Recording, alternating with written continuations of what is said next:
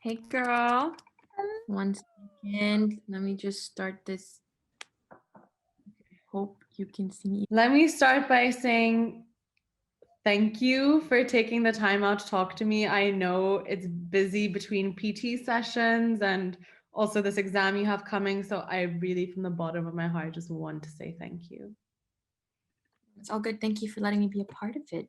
I kind of explained what was going on, but I'm going to explain it a little bit better now why we're here today. The purpose of this series is to celebrate real over perfect. Every month, the plan for 2021 at least is we get together with real individuals to open up about our self image, self esteem, struggles, beauty, feeling beautiful, and just being true to ourselves. Real means imperfect, real means change, real means honest, real can mean so many different things. And again, I that's why I have you here today, and I hope that makes a little more sense. It makes sense. Great. Okay, I'm glad to hear that. Do you want to start by telling us a little bit about yourself? Okay, so I am currently a personal trainer, level 2 and 3 verified. I started personal training, I think it's been 8 months now, maybe. I'm bad at math, bad at time. Um, But yeah, that's my life at the moment. I graduated from an arts university, so I did take a career change recently. I'm loving it, loving life, trying to survive this COVID life. But yeah, that's basically me now. That's amazing. Thank you for that little introduction. So you're in Dubai right now. Do you want to tell everyone where you're from originally? Yeah. So I am Italian Syrian. I was born in Nigeria and I grew up between Nigeria and Dubai. Most of my life has been in Dubai. I spent a few years in Italy, so I really am a third culture kid and I feel a connection to all of the countries that I just mentioned. Mhm. Um, yeah. Great. So you mentioned you have started into fitness. I remember at the beginning of quarantine and coronavirus, you and I were actually talking about video formats, and you were like Oh at my the gosh. beginning of your journey then, and Yeah, I thought it was social so media. amazing. Yeah. Yeah, social media, exactly. And I wanted to touch on that. And since you are somebody on social media, I wanted to ask you, being on social media, is there an extra layer of consciousness you have around beauty and your appearance? How does that impact you? Of course, there's an extra layer to it. I feel like, especially with the industry that I'm in, I mean, you as well with makeup, there's a lot of standards set out there for the fitness industry specifically. So it's not just beauty of the face, but it's beauty of the body. And obviously, there are all these stereotypes to hit as a personal trainer, but I really work on demolishing that and on deconstructing what people might think is the perfect body, because in reality, there's no such thing. And the same applies to the beauty of your face per se. um yeah, I feel like, I mean, as you know as well, there's a lot of fake stuff on social media and we're always expected to live up to these unattainable standards. And it can be very like you drown in it, and it can really harm your mental health. So it's very important to create platforms where you see real people and they talk about real struggles and they show their realness through their flaws or things like that. You know what I mean? Yeah. And at least for me, with my page, what I try to do is remind people that you don't have to, for example, have abs to be deemed fit. You don't have to look a certain way to be fit. We all need to just enjoy our bodies and move them and be our healthiest possible selves and enjoy life at the same time, because you only live once. So your life should not surround a diet or a training program that exhausts you. And yeah, that's something that's very important to me, a message that's really important to put out there. I think I, among many other people, appreciate that more than we could ever say, especially in this world where we live in these with these standards. It's important to kind of be grounded, brought back to earth, and realize that real is okay. Real Yeah, is human, beautiful. anything human is okay. Like, Yeah. you know, yeah. I wanted to ask you if you could tell us a little bit about your childhood and upbringing and perhaps tie that into how you view beauty and what beauty means to you and how it's impacted um, beauty standards or how your views have changed. There's a lot to unpack, but I'm gonna try and keep it as brief as possible, No, just no, to no, not. please, please. I want to hear from you. I know you have a lot to say just from our personal conversations, and I would love if you could, I mean, fully unpack it. You don't need to keep it brief. I'll give it a go. So I'd say that in every country that I've been in or lived in, there's been different, I felt different ways towards beauty and I felt different ways towards myself. I think the time that I felt most insecure was when I was living in Milan. Um, that might also be due to my age. I lived there from 12 to 14 and I was quite a chubby 12-year-old. So I was bullied a lot. I was called tree trunk legs and I was just made fun of. Yeah, I That's had so big awful. I'm so sorry to hear legs. that. Oh, it's all good. I mean, I feel like everyone has been through some form of bullying, but so yeah, 12 to 13, no, 14, no, sorry, 11 to 13 was tough for me. And then one summer I went to Albania. We had a house, a summer house in Albania, and was doing a lot of activity. And I think I just had a growth spurt. So I grew tall and I lost a lot of weight. When I went back to school in Milan, I was treated completely differently. Um, but yeah, so Milan actually kickstarted my eating disorder. I battled through eating disorders from such a young age. I was anorexic in the sense that I would starve myself. I discovered what calories were and I tried to limit myself and just eat enough to keep my energy levels up. Um, so yeah, I think that's when I developed a really bad relationship with food, body dysmorphia, and all that fun stuff. In terms of beauty, disregarding the body, I was also bullied for being half Syrian and Arab. Italians, specifically from Milan, have a way of, at least back then, that's how it was. So I was dealing with a lot of insecurities and my eating habits were terrible. I wanted to be super skinny so that I could be accepted. And in fact, once I lost the weight or I grew tall, um, people liked me and I became quite a popular kid, which says a lot about, middle school and how it works. Um, but prior to that, in Dubai, when I did primary school here, I never felt any need to change my body or to starve myself or to be a certain way to be accepted by my peers. Um, then, when I was 15, I came back to Dubai and I still had a weird relationship with food on and off um, with the anorexic habits. And then when I moved to London for university in my first and second year, I still had body dysmorphia issues, never felt like I was good enough, always comparing myself to people on social media. Do you remember when Tumblr had the phase where they'd post all these pictures on collarbones and rib cage and And the anatic? thigh gap, yeah, I remember.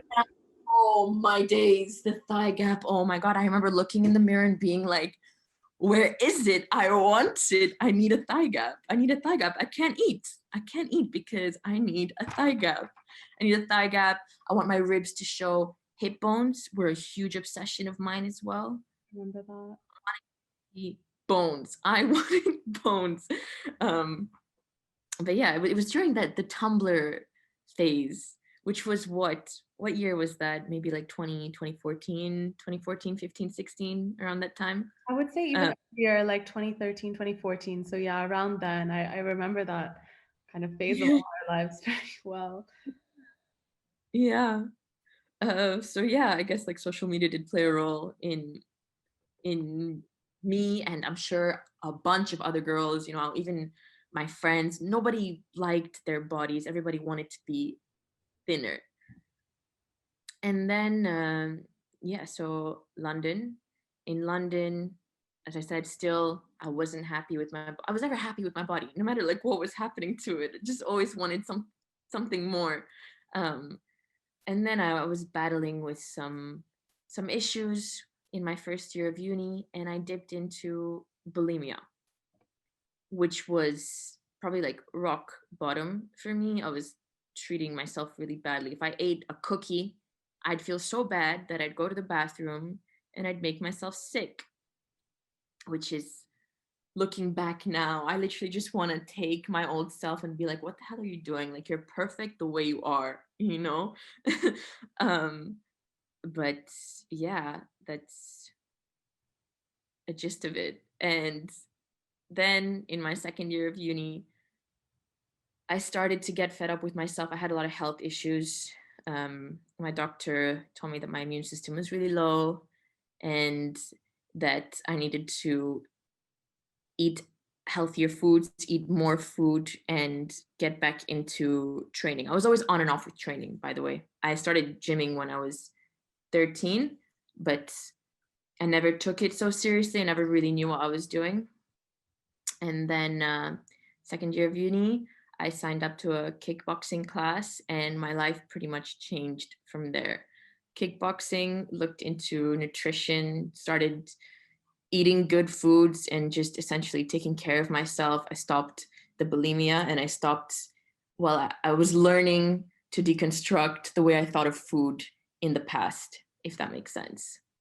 Fast forward to now, I've recovered fully, and I have a really great mindset when it comes to food and training and moving my body. I listen to my body.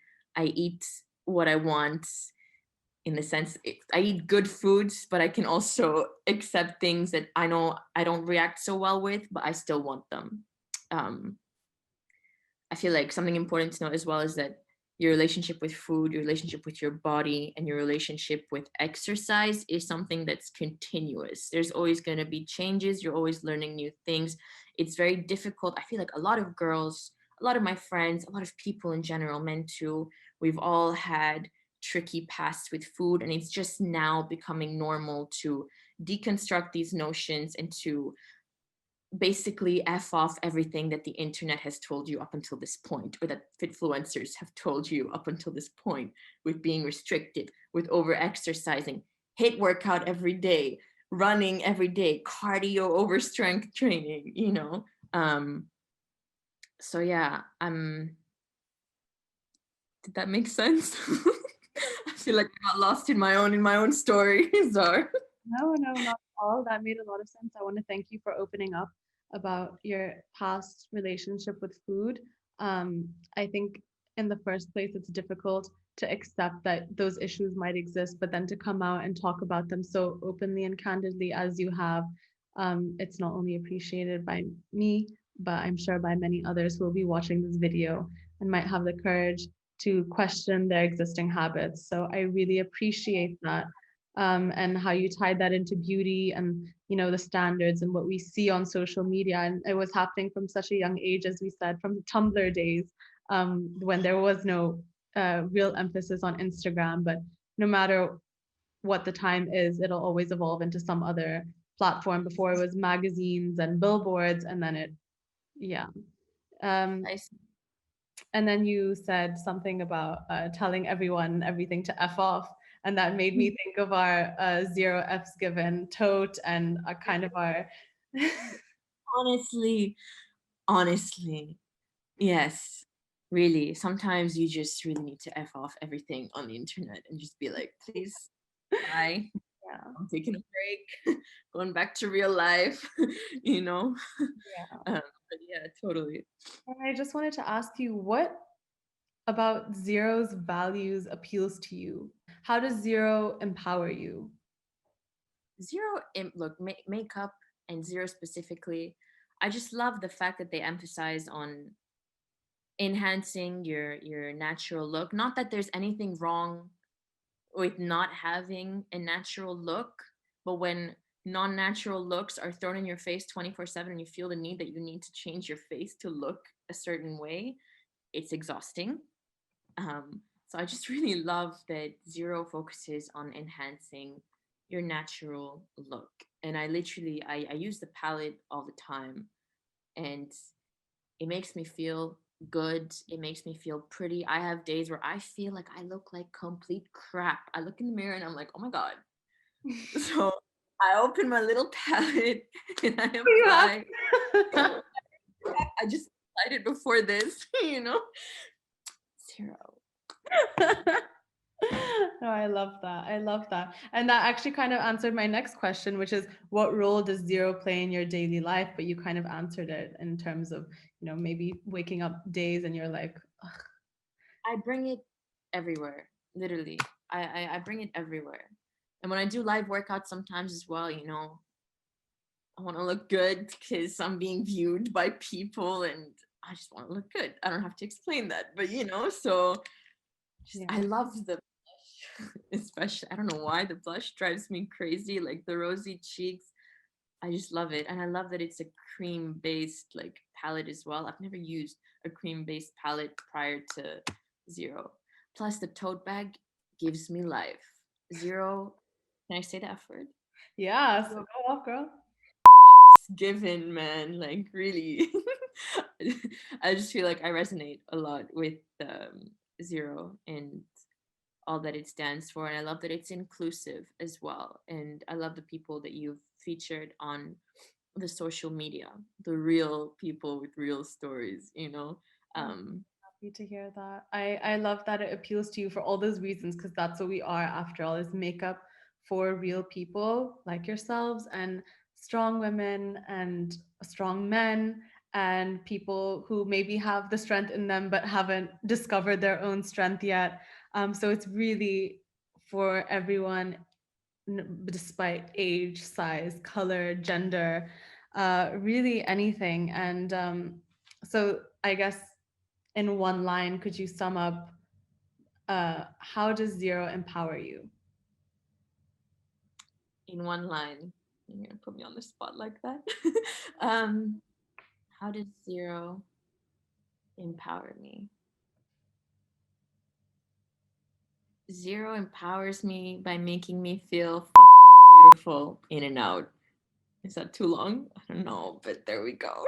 That was beautiful. Thank you so much for that. I love that. That's awesome. And you've opened up so much, and you articulated your thoughts so well. And I'm so I hope excited for our viewers to see this, because we haven't done anything like this before. So we are coming to the end of this, because I think we went through everything so well and you told your story so beautifully. My second last question is, if you had if you could give 16-year-old Celine a piece of advice about anything, but more particularly about beauty, what would it be? 16-year-old Celine. Oh God, that was a terrible phase. I would tell her, to put it simply, love yourself. Changing the way you look will not make anyone appreciate you any more or any less. It's all down to you. You need to love yourself. Because if you don't love yourself, no one else will. Physically, mentally, all of it. That's a beautiful message, not only for 16-year-old Celine, but maybe a 16-year-old watching, maybe a 50-year-old watching. I think I that's hope a beautiful message. everyone should take that advice. Honestly, that's key. It really is. And I Love. feel like we always learn it as we get older, you learn it more and more. It's Yeah. hard to get there. Loving yourself is is difficult, but you get there. We get there. We do get there. Okay. Since the series is called Real People, what is real to you? Real to me is really embracing who you are on the inside and letting that shine through. That's real. Being kind, genuine, allowing your character and your personality and your vibes or your spirituality to be your beauty. I don't know if I put that well, but I hope you understand what I mean. Realness is something internal. It's not, it shines through. When you're a real person, it shines through. You just give off this like vibe and frequency and energy, you know? That's That's what. beautiful. And you put it so well. I'm not going to lie. I asked you that question. I was like, maybe she'll need a minute to think about it. Because if someone asked me that question, I would be like, No, I was like, I don't know, but yeah, that was amazing. What an amazing response to a very open ended question. I can only thank you from the bottom of my heart. And of course, from Team Zero. And we're so glad that we use the word affiliate. So yes, you're an affiliate and you have a code with us, but I feel we have also a personal relationship. So you have a personal relationship, not only with myself, but with the brand. And we love that. And we just want to uplift people who are uplifting. So you're uplifting, you have such a positive message and you share positivity every day and you just share realness. And I love that and keep doing that. I know nothing at this point will stop you because I think you're so enlightened in so many different ways that I just don't think anyone or anything can bring you down. And I hope to only support you as a friend, but of course, as Zero wants to support you as well. So thank you. and the same applies to you and the whole Zero team. Thank you guys. Honestly, I feel very privileged to be a part of this, and I loved having this conversation. And again, I love what you guys are doing. It's so important that people tell their stories and we help to normalize being normal. I'm sorry, I swore too much on this, so you can just beep me. But yeah, really, it's amazing. It's great to see and great to be a part of, and yeah, I'm very happy. So thank you guys. I am Zero.